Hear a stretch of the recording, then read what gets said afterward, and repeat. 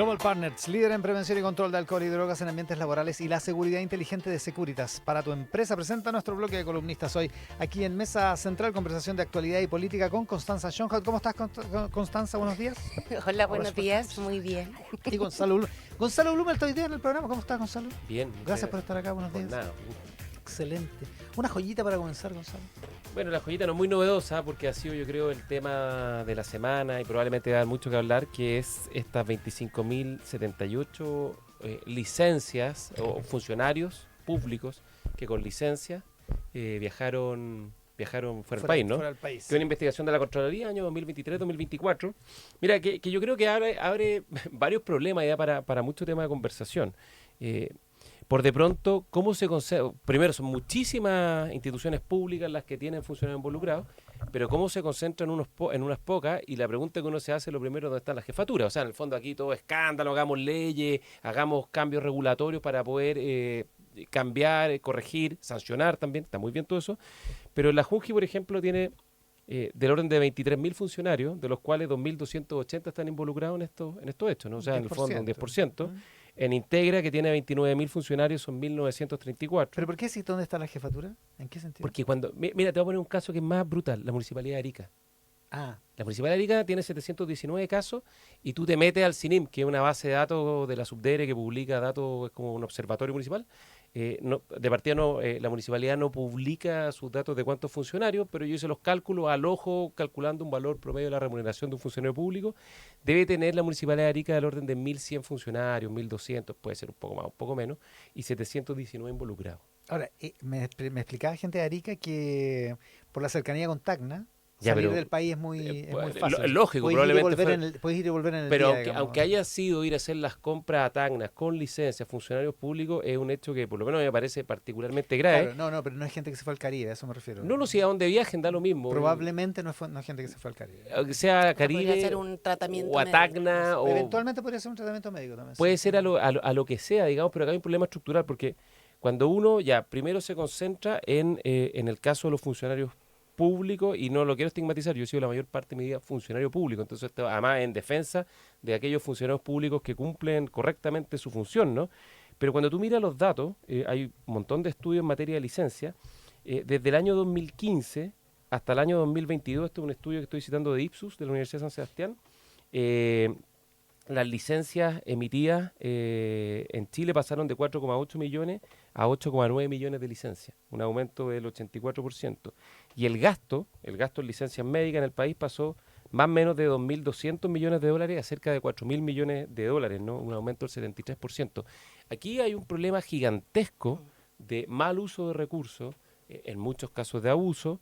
Esto perjudica además a todos quienes cotizan, sistema público y sistema privado, en el caso del sistema público, porque más gasto público, producto de licencias mal usadas, y el sector privado, el gasto que tiene que, las mismas ISAPRES tienen que ir financiando, y eso redunda en aumento de las cotizaciones de quienes cotizan en el sector privado.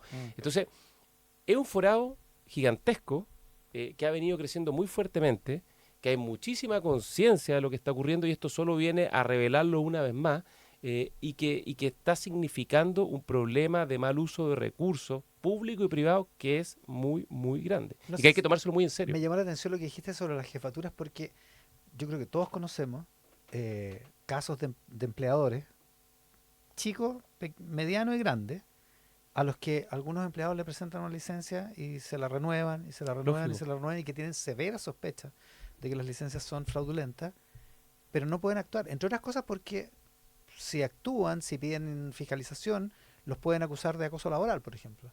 O sea, hay un problema. Hay un problema grande. O sea, para la jefatura no es tan fácil desbaratar esta cuestión.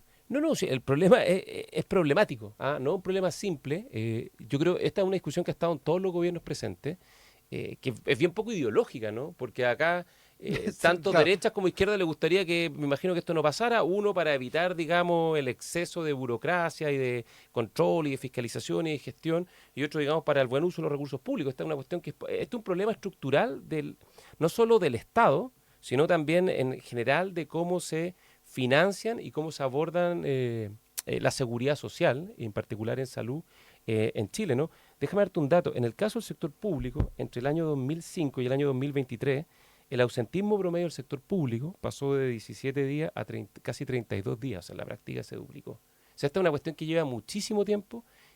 Claro, y cuando el ausentismo en el sector público es mucho mayor que el ausentismo en el sector Bueno, privado, hay una alteración de hecho, según otro estudio, que por lo menos es curiosa, digamos. este otro estudio, creo que es de la Universidad Diego Portales, la cantidad de licencias médicas que se piden en el sector público es 3,3 licencias por trabajador en promedio anual, y en el sector privado 1,2, o sea, es casi 3 veces. Ahora, las del sector privado son un poquito más largas, entonces raya para la suma y tú tienes los 30 días de licencias anuales versus cerca de 15 días en el sector privado, ¿no? Y por lo tanto, este es un problema que está muy presente en el sector público, pero que también está presente en el sector privado, y las licencias que más han crecido son obviamente aquellas que tienen que ver con problemas de salud mental. Constanza. No, yo estoy de acuerdo con lo que plantea Gonzalo, que es bien poco ideológico. Yo esperaría buscar la eficiencia del Estado y la ética también de lo público. Y claro, es como de estos casos que son una especie de corrupción silenciosa y que si no se tiene la inteligencia para la fiscalización efectiva, terminan acumulándose en el tiempo, porque aquí tenemos digamos, el análisis que hizo la Contraloría respecto de 2 años, 2022-2023, pero ¿y qué pasó para atrás? O sea, también debe haber un acumulado histórico de este problema que no se había identificado antes. Y ahí recalcar algunas ideas. Yo creo que esto... o sea, evidentemente empieza a poner en cuestión el legítimo derecho de trabajadores o trabajadoras que se encuentran con alguna afección médica de pedir licencia, por lo que decía Gonzalo. O sea, termina habiendo una estigmatización y una sospecha generalizada ya cada vez que aparezca una licencia, ¿no? Empezamos a mirar con sospecha, y creo que eso también afecta a distintos niveles, no solo de la acción del Estado, sino también de los derechos legítimamente ganados.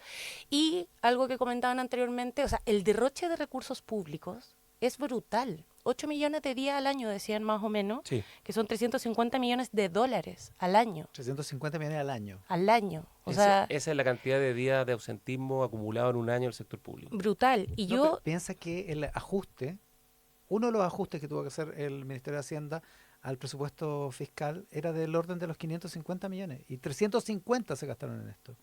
O sea, para mencionarlo. Sí, no, brutal. Y lo otro es que, claro, o sea, la ausencia de un funcionario público, más allá de que se pueda tener algún tipo de reemplazo, igual es la debilitación de la capacidad de acción y prestación de servicios del Estado. O sea, el acumular, digamos, la estabilidad laboral en el sector público tiene que ver con tratar de acumular experiencias, capacidades.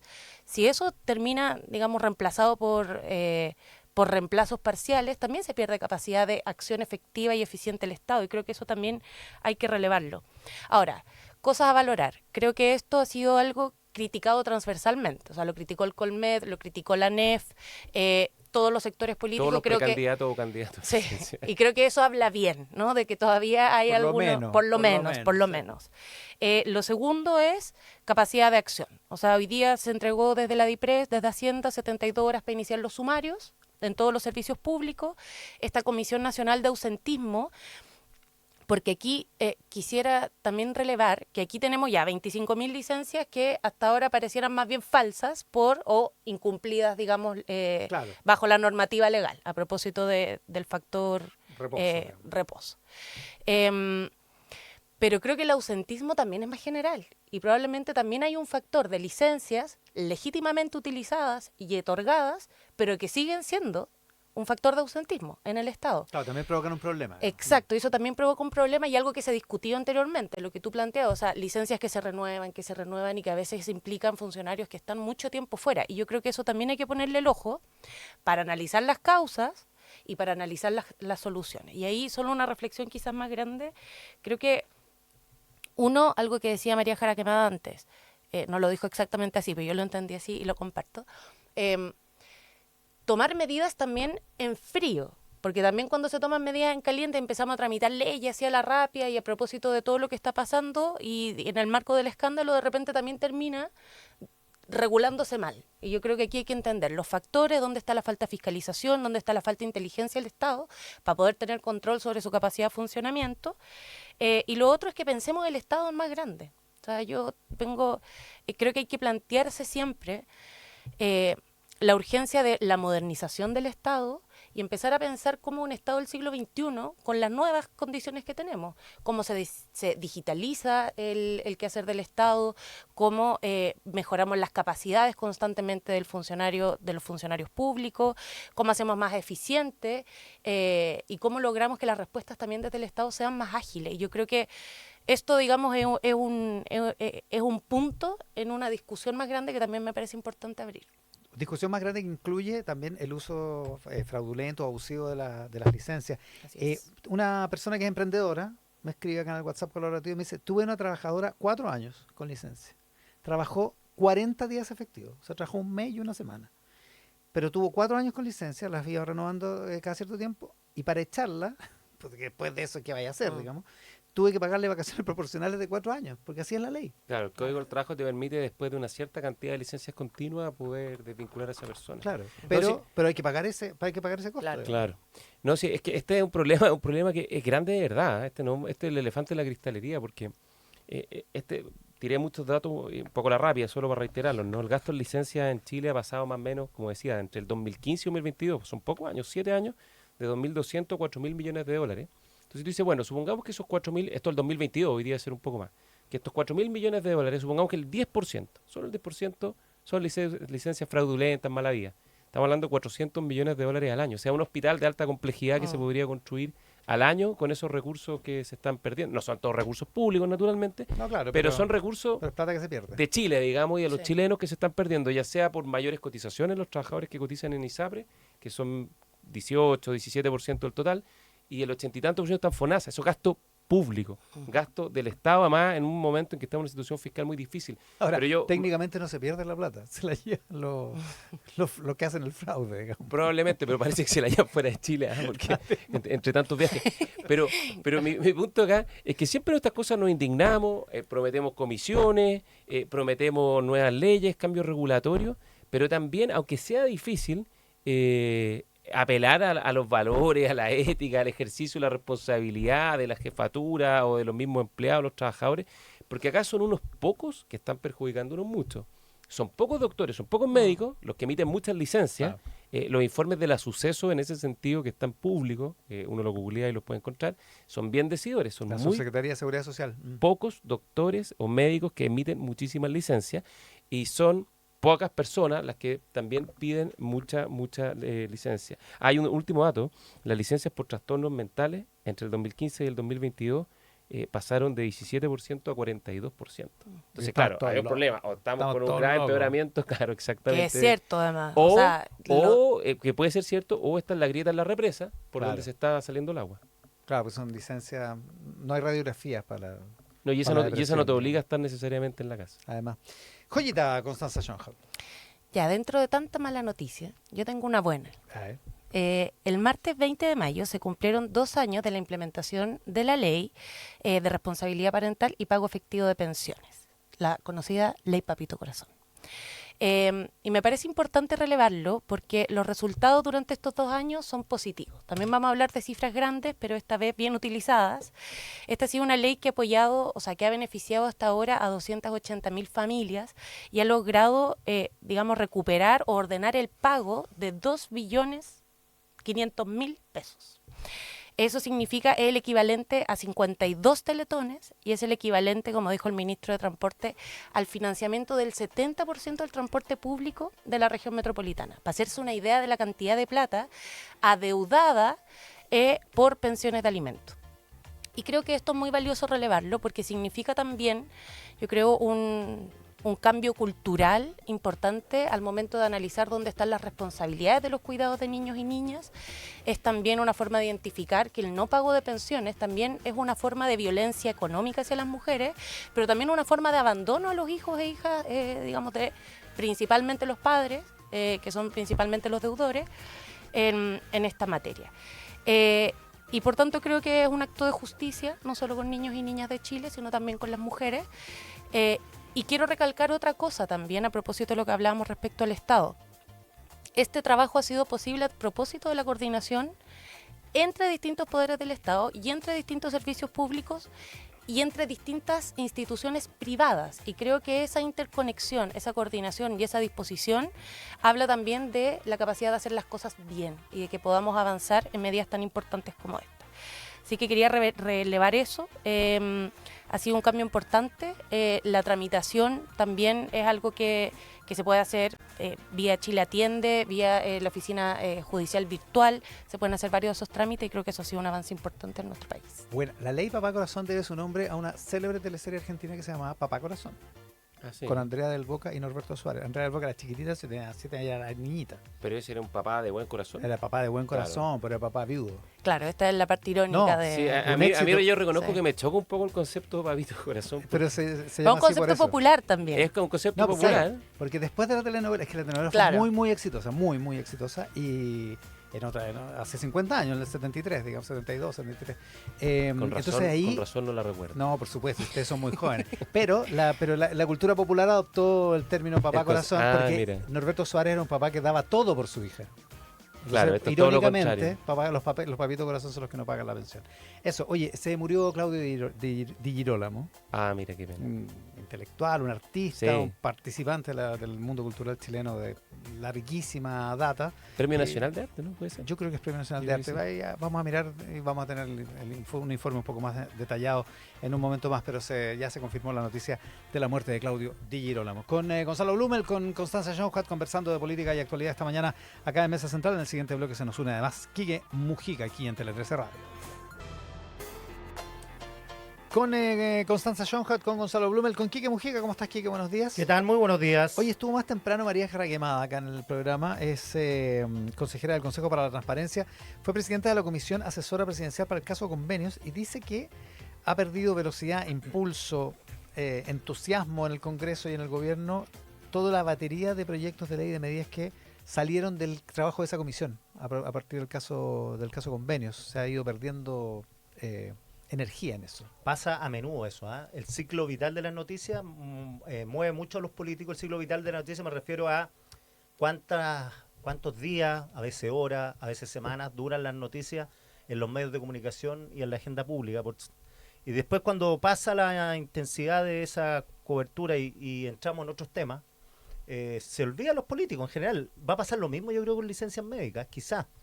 Si hay cambio de agenda, la urgencia, los enojos, las premuras, todo esto, vamos inventando comité de ausentismo, va a pasar y listo. Y ese tema de la fundación era súper importante porque yo me acuerdo de haber hablado con María, y claro, y la intención de la comisión era legislar, pero no acogotar a las fundaciones, que típico pasa en No, Chile. todo lo contrario, claro. Claro, pues, en Chile pasa que ya nada, ni un 0 peso para las fundaciones porque todos se asustan, los funcionarios se asustan que si apoya un proyecto lo pueden perjudicar. Entonces, digo, eso la fundación tenía una cara olor a gladiolo cuando pasó la intensidad nomás.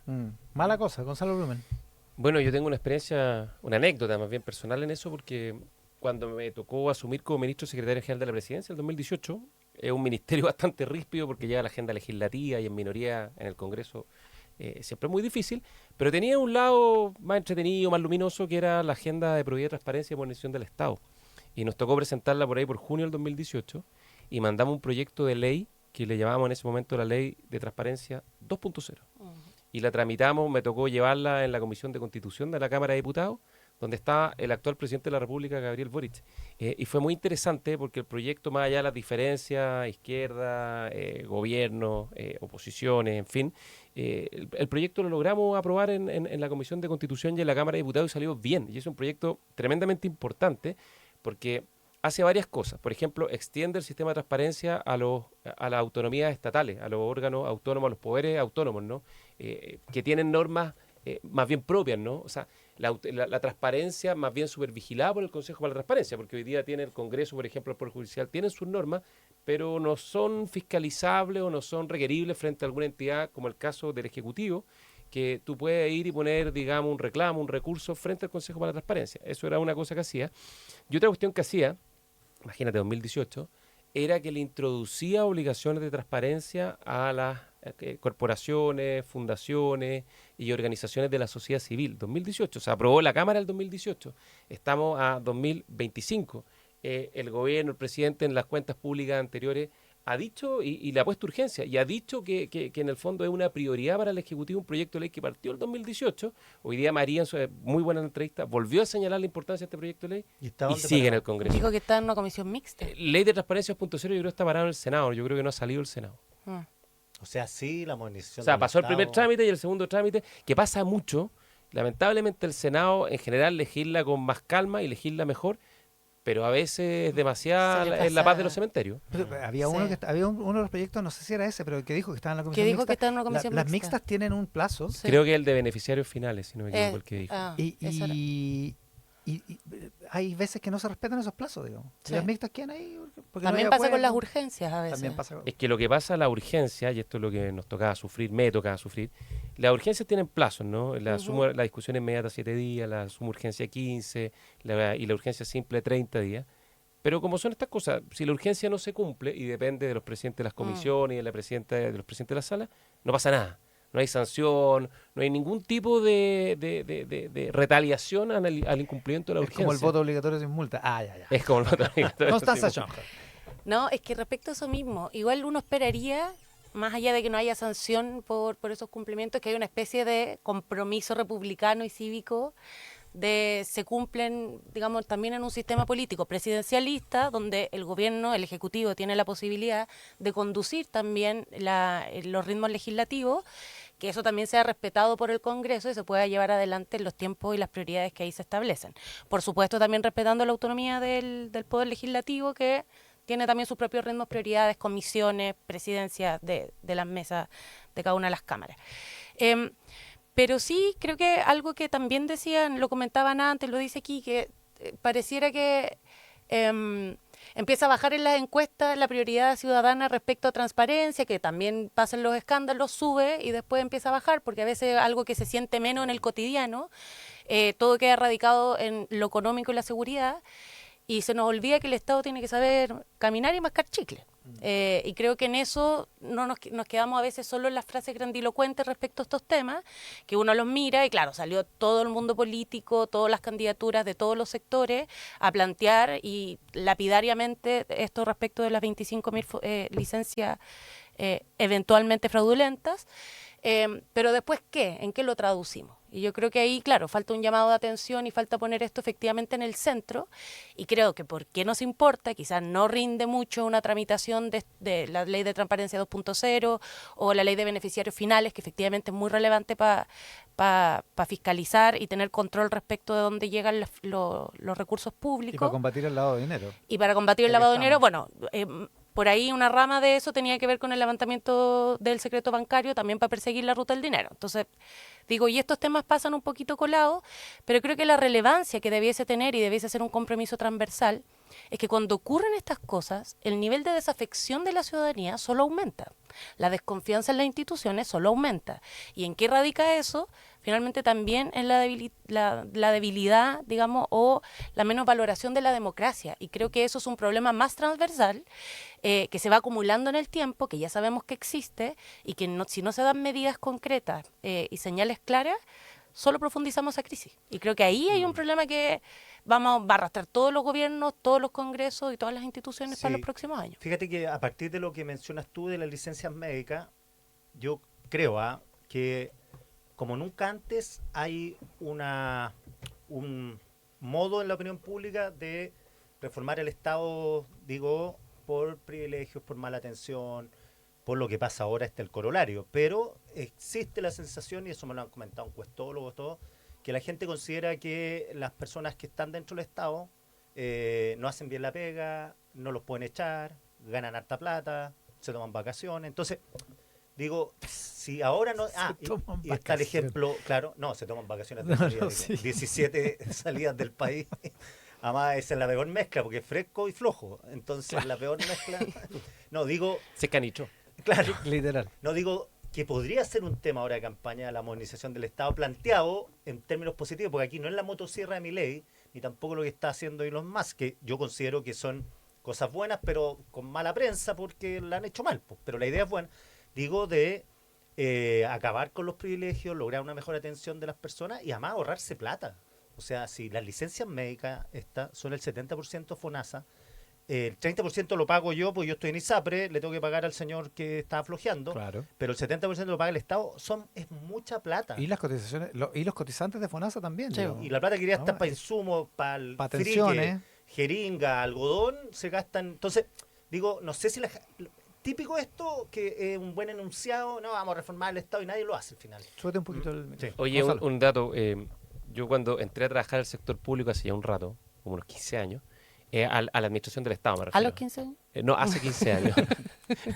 Prodigio. Pero entré, Un mira, prodigio. fui funcionario municipal por primera vez a los 26 años ¿Ya? y entré a trabajar al Estado central, digamos, cerca de los 30. Ahora tengo 47. Y en esa época era del orden de 250.000 los funcionarios públicos de la Administración Central del Estado. Hoy día son cerca de 500.000. Y crece y crece y crece y no se le pone atajo.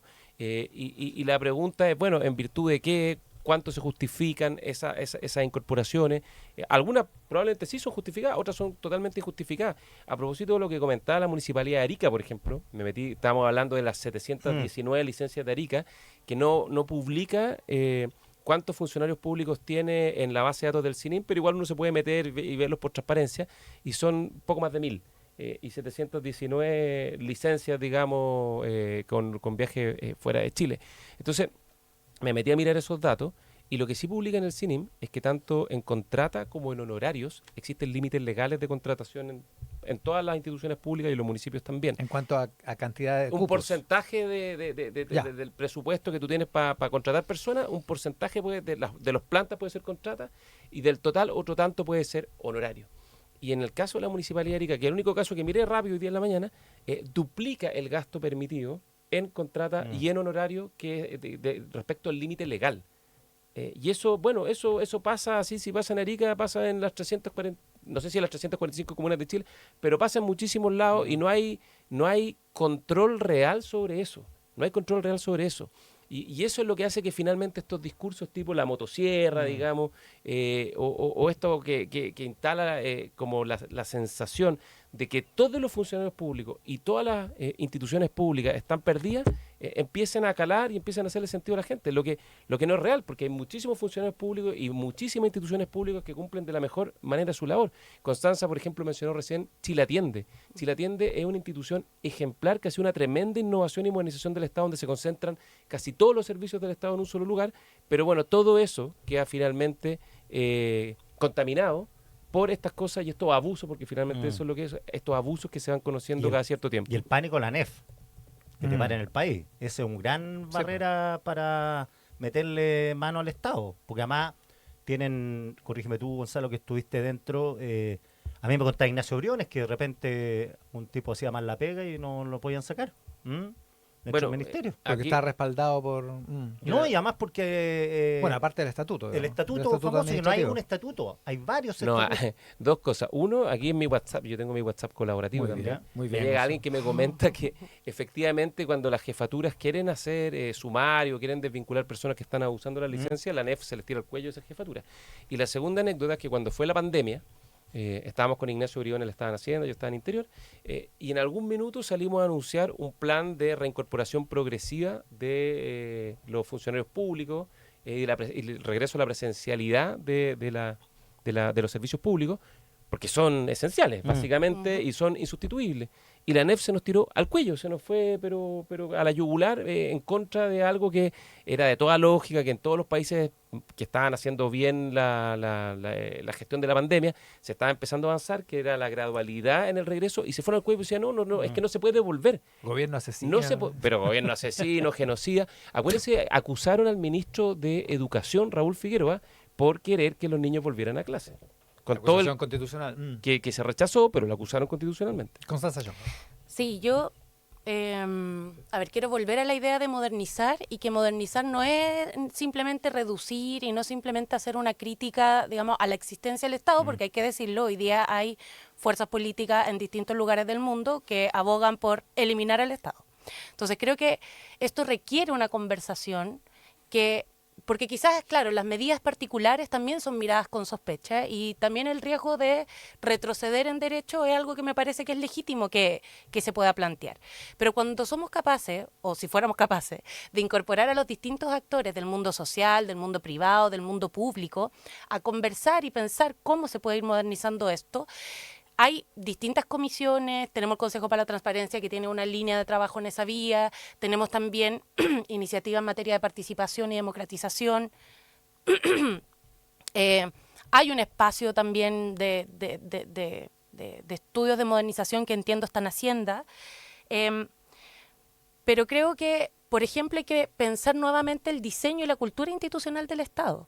O sea, también en mi paso por el Estado me di cuenta cómo la facilidad para que se dupliquen pegas, la facilidad para que se dupliquen estudios, la falta de recursos a veces para estudios que son fundamentales para hacer políticas públicas en base a datos y no en base a intuiciones.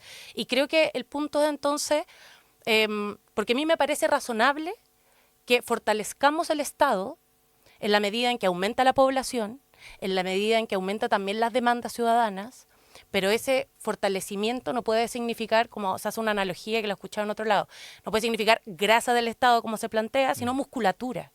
Y yo creo que cuando uno lo plantea así, un crecimiento que es inteligente, que es estratégico, que es eficiente, es algo que a mí me suena razonable. Quiero también plantear, a propósito de eficiencia del Estado, efectivamente yo nombré Chile Atiende, que creo que además permite este acceso simple, de manera digital, sin perder también la presencia física, porque todavía tenemos la situación de envejecimiento de la población, donde también muchas veces se hace difícil acceder a las prestaciones, a los beneficios del Estado, cuando no tienes una alfabetización digital de todo este sector de la población. Quiero traer una nueva buena noticia. Hace un par de días también se lanzó la ventanilla única social por parte del gobierno, que va a simplificar también, yo soy fan de la ventanilla única, que en el fondo, porque para la ciudadanía también es un problema la burocracia. O sea, uno va al municipio a buscar algo y te mandan para el departamento de allá. Después que no, que en verdad eso está en la oficina. Que una parte de su solicitud está en esta oficina y la otra tiene que ir al centro. Además lo dicen con un placer los funcionarios. Como que como que lo lo gozan, ¿no? sí, lo gozan. Entonces, claro, la idea de la Algunos ventanilla de única ellos. también es algo que ayuda en esa dirección, que es una manera inteligente de gestionar, donde ahora 130 trámites, prestación y beneficio los van a encontrar en una sola espacio. Entonces, me gustaría que diéramos esa conversación grande, porque yo entiendo que es mucho más popular hoy día como reduzcamos el Estado y la motosierra, pero creo que se puede pensar de manera más de largo plazo y no solo cortoplacista o en base a las deficiencias, sino que se pueden plantear mejoras también. ¿Gonzalo? No, yo creo que sí hay mucha grasa, pero también se necesita más músculo. Esto decía siempre el presidente Piñera, que hay que a veces falta estar donde más se necesita, hay ámbitos evidentes, ¿no? Por ejemplo, el tema de seguridad, y hay otros donde hay exceso de Estado y solo complica las cosas, que el caso de la permisología ya es una cuestión dramática, la cantidad de impedimentos, dificultades, y cuán gravoso se ha vuelto a desarrollar el proyecto en Chile. Pero dicho todo lo anterior, yo creo que acá hay una cuestión que sí, yo creo que tiene que generar, tiene que producirse una conmoción. Esto que ha pasado con el... Mira, si el problema de todo esto es que esto abona los discursos refundacionales que no quieren venir con motosierra, quieren venir con lanzallamas, echar abajo todo. El Estado minárquico. Exactamente. Y esa cuestión, que obviamente no tiene sentido, a la gente sí le empieza a hacer sentido. Y por eso hay que proteger a los buenos funcionarios públicos y hay que promover a las buenas a los buenos servicios públicos, y hay que reconocer a aquellos que hacen bien las cosas, como el caso de Chile Atiende, que es una extraordinaria idea y una extraordinaria innovación en la forma en que funciona el Estado, pero esto hay que tomárselo en serio.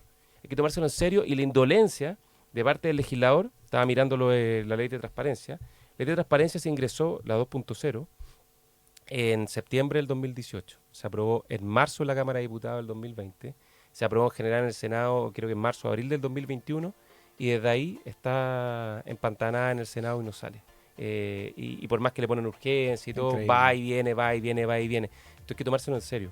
Porque esto un poco es como cuando se discutía la FP, se discutía sobre Con la medida que la va ISAPRE. dilatando la Mientras solución, más dilate se esto, hace más grande el problema. puede haber tabla rasa y puede echar abajo el sistema con consecuencias impensadas. Y el Estado también puede ser víctima de la obsolescencia. Hay que tomarse en serio este problema. Va a ser tema durante esta campaña, sin duda, con Gonzalo Blumel, con Constanza Schoenhardt, con Quique Mujica, conversando de política y de actualidad. Recomendaciones para el programa de hoy, Constanza Schoenhardt.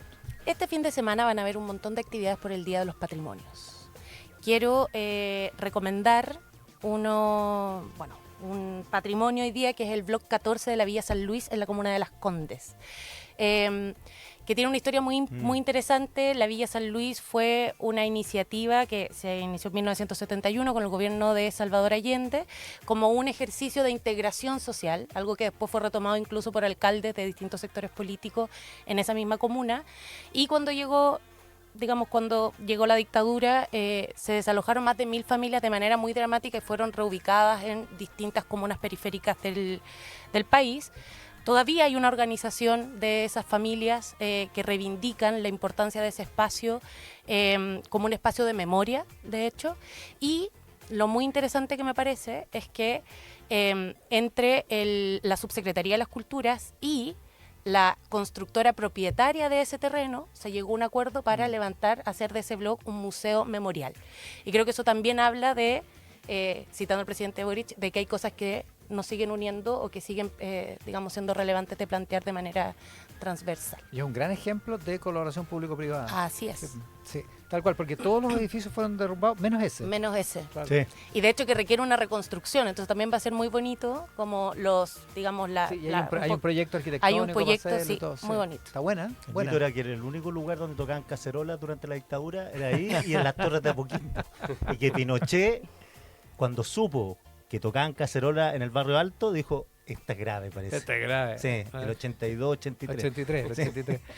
Ya, Gonzalo Blumen, recomendación. No sé si habrían recomendado el primer longametraje, Sí. Denominación de Origen, lo Yo, de recomendaron, hecho. la ¿Lo película. recomendaste? Sí. Sí. Sí, Bueno, por ya, eso. doble Pero, recomendación. ¿te gustó? Mucho, sí. Ya, un gran éxito. Dale. Sí, creo que es una bocanada de aire fresco en el cine chileno, así Oye, que bueno. ¿viste que el equipo, el director y todo se van a la campaña de Gonzalo Winter? Tomás Alzamora. Toma eso. A la Tomás franja. Zamora. No, sí, tiene su qué, sobre todo al final. Pero vayan a verlo, es muy interesante. Está buena. y Denominación de origen. Es denominación de origen por la longaniza San Carlos. Y lo otro, una novela que se publicó el 2024, cortita, de una escritora argentina que se llama Adriana Riva, y la novela se llama Ruth, que es muy interesante, porque... ¿Ruth como el nombre?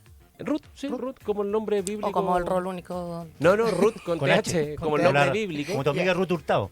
Claro, Eso. claro, exactamente. O como el nombre bíblico, ¿no? También Claro, es muy exacto. famoso. Y que tiene una gracia que es algo que está muy poco presente en la literatura, que es la voz de una mujer de 82 años, ya en la etapa final de la vida, que está viuda, tiene 2 hijos, y relata un poco lo que es la vida de las personas mayores de esa edad. Ella, bueno, va al teatro, es bastante activa, habla por WhatsApp con sus amigas y todo, pero es que una... Argentina. Es argentina, sí. Eh, Es una mujer de 82 años, judía, que está en la etapa final, y el libro es un relato, una reflexión de cómo se vive ese momento, y está lleno de frases y reflexiones que te dejan pensando, y que yo creo que sobre todo a quienes no estamos ahí, ya no estamos tan lejos, tampoco estamos tan cerca, te hace pensar un poco Te sobre falta eso, muy- y sobre todo sobre la relación con las personas mayores. A mí, por ejemplo, me hizo pensar mucho en la relación con mis padres. fíjate. Buena. Muchísimo. Ruth. se llama Ruth la de novela. Adriana Riva. Quique. Yo recomiendo un reportaje increíble. Yo pensé que esto no pasaba en el New York Times de ayer, de cómo Brasil, que está al lado, se convirtió en una fábrica de espías para Rusia. Ah, sí, Como vi Americans. el titular, pero no vi el Ya, artículo. el artículo es personas que llegan jóvenes a Brasil, compran una identidad o identidad de niños, todo, se inventan una historia y viven por años, décadas como brasileños, con pareja brasileña, amigos brasileños, empresarios, todo, son todos espías rusos. Con el pasaporte de Brasil Es pueden como, ir es como The Americans, pero ruso. de Americans rusos, claro, exactamente lo mismo. Qué Entonces genio. van recorriendo distintos países con pasaporte brasileño, identidad brasileña, y no hay sospecha, pero son rusos. Porque son brasileños. Nacieron en Rusia, los mandataron a vivir una vida doble, y ahora con la guerra de Ucrania los descubrieron. Y sabes que eran varios en Brasil y huyeron todos, pero le empiezan a recrear la historia. Víctor Ferreira, tal, los mejores amigos, todo, pero si este era espía ruso, hablan portugués perfecto, todo. No Qué hablan buena. así como, como ruso. No bailan Rasputín, no bailan nada. ¿Ah? Pero es increíble, ¿ah? Increíble. Cómo opera la inteligencia, uno piensa que eso son películas, así opera la inteligencia. Así opera. Imagínate Inc- cuánto Buenísimo. infiltrado acá habrá. Bueno, yo por lo pronto sabía que los militares chilenos tenían Pensé que, prohibido iba a tener, decir, pensé que iba a decir, yo por lo pronto soy No, infiltrado, tenían prohibido tener servicio doméstico peruano por durante ejemplo. mucho tiempo. Oye, Claro. ya, está bueno, el New York Times. Sí, New York artículo Times. en el New York Times. Con Bien. Quique Mujica, con Gonzalo Blumel, con Constanza Schoenhoek, que tengan un estupendo jueves. Buenos días. Ustedes también, buenos Chao, días. chao, buen día. Más conversación